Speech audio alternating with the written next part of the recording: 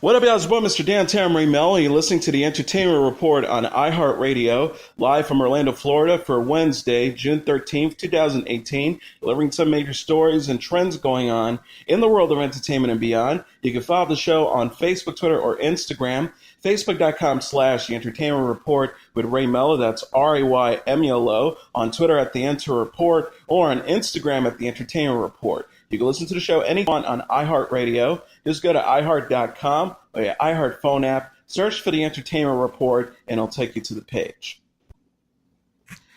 Alfre Woodard out as Mariah Dillard in the latest Season 2 trailer of Netflix and Marvel's Luke Cage. The clip released Tuesday features Woodard, who has portrayed Mariah Dillard, a Harlem politician moonlighting as a crime lord in the series. Dillard, who tormented Luke Cage, played by Mike Coulter, as he used his invincibility superpowers to protect Harlem from evil, barely survived last season, and the latest trailer shows she's back with the vengeance. She appears willingly to do whatever she thinks it takes to improve Harlem. Woodard says in the trailer, "You don't need to be bulletproof to be a superhero. Black women have always had superpowers to turn pain into progress. Harlem doesn't need a hero, it needs a queen."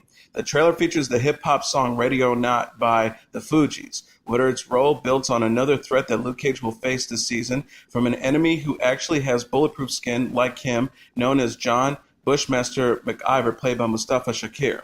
The series, based on one of Marvel's comics, Black Superheroes, returns to Netflix on June 22nd. In addition to Woodard, other Season 1 regulars returning includes Rosario Dawson as Claire Temple and Simone Mizik as Misty Knight. Season 2 will also feature Rosewood actors Gabrielle Dennis and Theo Rossi as Shades. Australian actor and the star of the Crocodile Dundee film series, Paul Hogan, will star as himself in the feature film The Very Excellent Mr. Dundee. The new film will be shot in Australia, Los Angeles, and Vancouver, with production starting next month. The Dundee film series has gained renewed attention after Hogan appeared in a short film that appeared to be a trailer for a new film in a series with the title Dundee, the Son of a Legend Returns Home, but turned out to be an advertisement for Tourist Australia in a Super Bowl commercial. Hogan started his career in his own sketch comedy show, The Paul Hogan Show, before he gained international recognition as the star of the Crocodile Dundee film series, which debuted in 1986. In The Very Excellent Mr. Dundee, Hogan will play a semi-fictional version of himself. His manager tells him, "Don't do anything to mess this up," Variety reported, as his character is on the verge of receiving a knighthood for services to comedy in the film. This becomes easier said than done as he battles to protect his reputation over a 6-week period. The film's director is Dean Murphy, who has directed Charlie and Boots and Strange Bedfellows. Kem eyes Kathy Morgan, Christopher Figg, and Robert Whitehouse from London's Piccadilly Pictures, Sherman Nig from Singapore's Salt Media, and Andrew Mackey and Richard Payton from Transmission Films are the executive producers. Fulcrum Media Finance and other equity partners finance the film. The supporting cast has not been announced yet. Hogan said in a statement to Variety, "Watch this space, as I've been honored to have many of my friends and colleagues whose work I adore agree to join us for this hilarious new adventure." The 1986 Crocodile Dundee film is still the top-grossing Australian film ever, according to The Hollywood Reporter.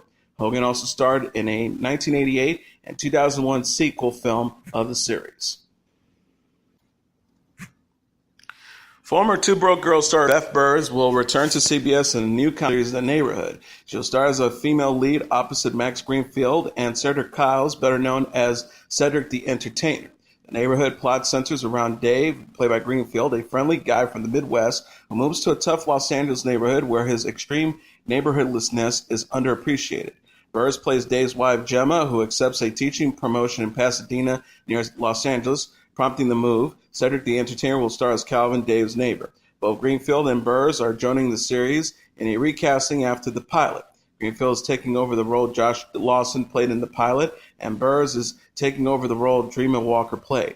Other stars will include Shannon McKinney, Chichina Arnold, Marcel Spears, and Hank Greenspan. Jane Burrows, who directed the pilot, is the executive producer. Cedric the Entertainer will also executive produce, along with Eric Rohn, through their A Bird and a Bear Entertainment. Jim Reynolds is a writer and executive producer. Other executive producers are Aaron Kaplan of Capitol Entertainment, Dana Honor, and Wendy Trilling. Behrs is best known for her role as Caroline Channing on Two Broke Girls, a restaurant comedy about two waitresses struggling to make ends meet, which was canceled last year after 6 seasons. She also starred in a Fox comedy pilot, Culture Clash, by executive producer Lee Daniels this year, but the pilot was not ordered to be series. Khloe Kardashian posted a photo of daughter True during bath time Monday. The 33-year-old television personality shared the cute picture of True, her daughter, with Tristan Thompson on Instagram stories ahead of the infant turning 2 months old. The snapshot shows Kardashian holding True as she gives her a bath. The mom said on Twitter that time has flown since she gave birth in April. She wrote, "I cannot believe my girl is going to be 2 months old tomorrow. Where's the time gone?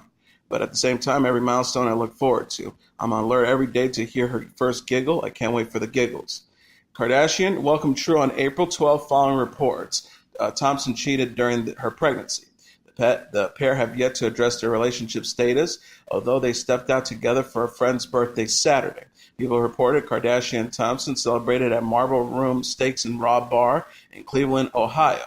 Kardashian threw the party for her friend Savas, according to E! News. Source says Khloe and Tristan were sitting there together. They were sitting next to each other during dinner, and there was no animosity between them. Everybody looked happy, normal, and like they were having a great time. Kendra Wilkinson is celebrating her 33rd birthday as a newly single woman. The television personality shared a swimsuit photo and an optimistic message on her birthday Tuesday following her split from husband Hank Baskett. Wilkinson wrote on Instagram, "I see you 33. Time to celebrate this beautiful life I have and created. Time to enter a new year with a new mindset. Time to shut the door on anything holding me down and run towards the top of my life with the people who truly love and care about me and want to see me there." She also added, "My kids are on my back and I will forever carry them in their best interest. But guess what, haters? Time to find Kendra's sexy side again and explore new ventures. Let's have some fun." At K-Dubs turned 33. Wilkinson is parents to 8-year-old son Hank Jr. and 4-year-old daughter Elijah with Baskett and filed for divorce from the former NFL player in April after 8 years of marriage. She said in May she was focused on her kids and well-being. The star wrote on Instagram, "Been trying to take care of myself lately. My mental, emotional, and physical well-being. Kids come first all time, but mama needs some fun right now." Wilkinson apologized last week after a live tweeting an argument with Baskett. She told fans she's done tweeting about her ex-husband out of respect for her kids.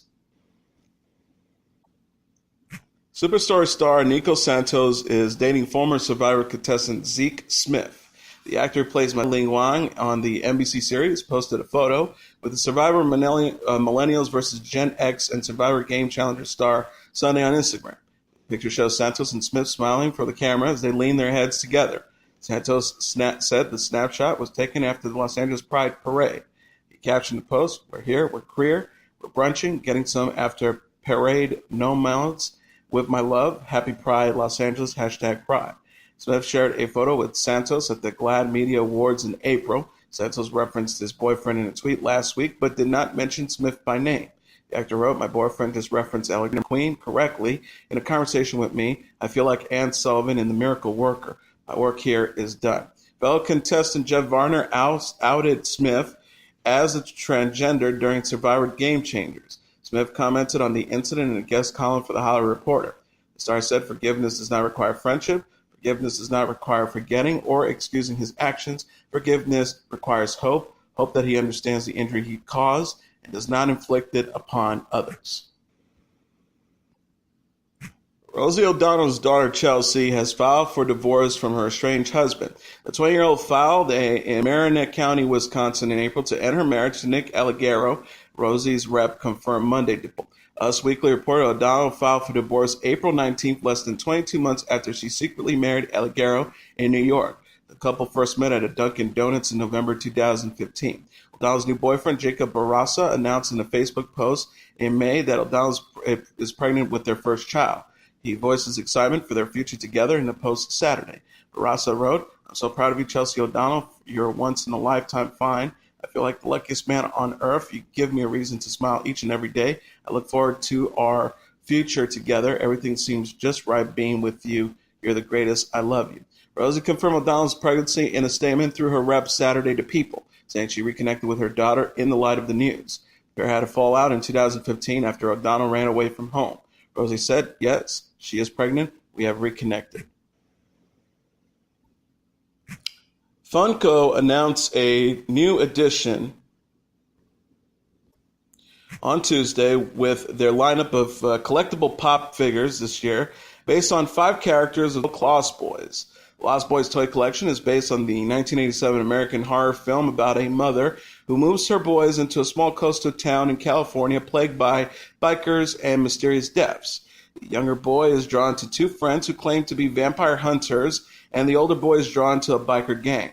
The film stars Jason Patric, Kiefer Sullivan, Corey Feldman, and Corey Haim. Funko said in regarding to the new collection, there's a beach town in California where you never have to grow old. The vampires don't sparkle but wear plenty of leather, and holy water is a must-have when leaving the house. The new toys include brothers Sam and Michael Emerson, David, the leader of the biker gang in his human form carrying a box of noodles or worms, and the Frog Brothers who battle the vampires, available as a 2-pack Funk Shop exclusive. The new collection is set for release in July. Earlier this year, Funko announced the release of other toys based on the thriller Deadpool and the musical film Grease.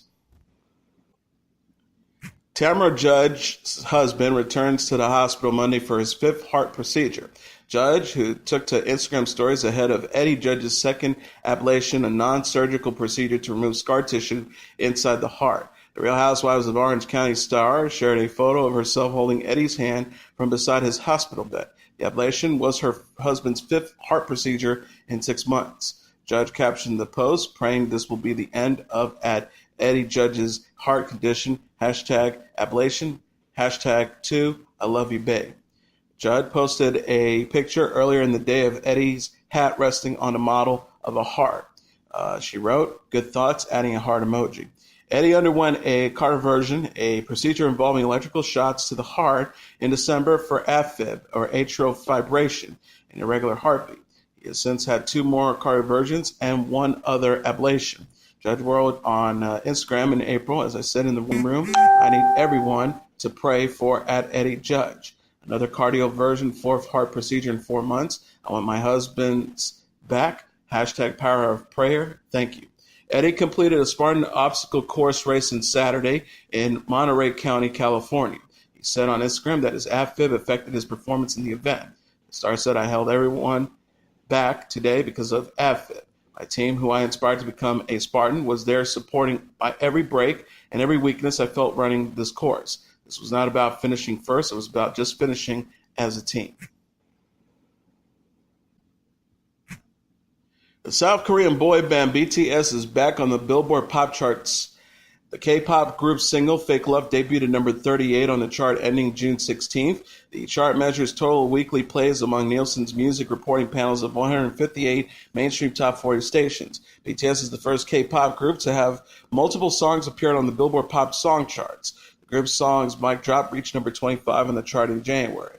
South Korean rapper Psy is the only other K-pop act on the chart. The rapper's song Gangnam Style peaked at number 10 in 2012. Fake Love appears on BTS's album Love Yourself Tear, which debuted in May. The album debuted at number 1 on the Billboard 200 Albums charts following its release and ranked number 6 on the charts last week. Music superstar Ariana Grande is reportedly engaged to Pete Davidson. The 24-year-old singer got engaged to Davidson, the actor and comedian SL alum, who, after just a few weeks of dating, according to People. Source says they're just 2 people who found love quickly and make each other happy all the time. They all started talking about it this past weekend. It's something they've been hiding. E-News says Grande and Davidson told People they are engaged at Robert Pattinson's house party over the weekend. The couple plans to have a long engagement and are not rushing to their wedding, according to Us Weekly. An insider says they're a perfect fit. Their friends are really excited and supportive. Another source added they're both constantly making each other laugh. Their moms have met. They have been very public with their relationship on social media, and they are in love. Grande and Davidson were first linked in May following the singer's split from Mac Miller and have yet to address the engagement rumors. Grande teased the new song Bed featuring Nicki Minaj in an Instagram post Monday. She wrote, Bed out Thursday, #Queen @Nicki Minaj, I love you forever and ever. And now let's take a look at what happened on this date in entertainment history. On this date in 1962, Stanley Kubrick's Lolita is released. How did they ever make a movie of Lolita? Was was the question posed by the posters advertising Stanley Kubrick's film adaptation of Vladimir Nabokov's famously controversial novel released on this date in 1962.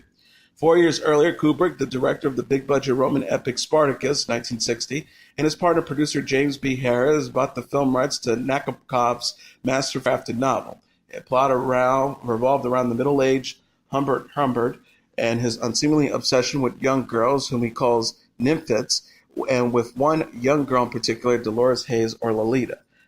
Nabokov received sole credit for the screenplay, which had in fact been significantly revised by Kubrick and Harris after the novelist initially submitted a 400-page draft. He later cut it down at their request, but the filmmakers made extensive changes. One of Kubrick's biggest challenges was to find an actress to play the title character. Child stars Tuesday Weld and Haley Mills were reportedly among those actresses considered for the role. After a nationwide casting surge, the filmmakers eventually settled on 14-year-old Sue Lyon, who had appeared on television but would be making her big screen debut.